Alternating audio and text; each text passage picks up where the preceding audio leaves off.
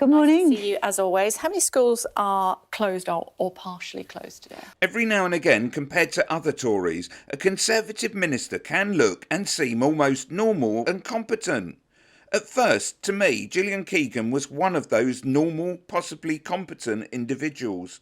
But it's taken the crumbling schools to not only take the sheen off, but also expose her as being just as useless, arrogant and corrupt as her fellow MPs.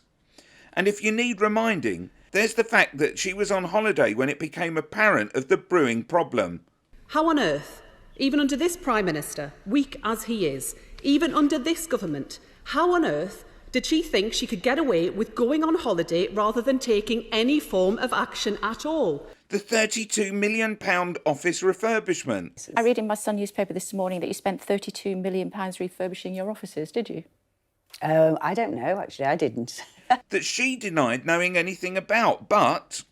In April this year, the Education Secretary signed a contract for refurbishment of her offices. The swearing and arrogance. Does anyone ever say, you know what, you've done a good job because everyone else has sat on their and done nothing? No signs of that, no? The passing of blame.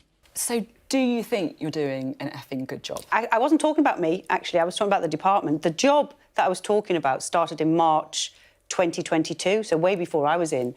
And finally, there's her husband, a president of a company which received a £1 million contract from the school's rebuilding programme.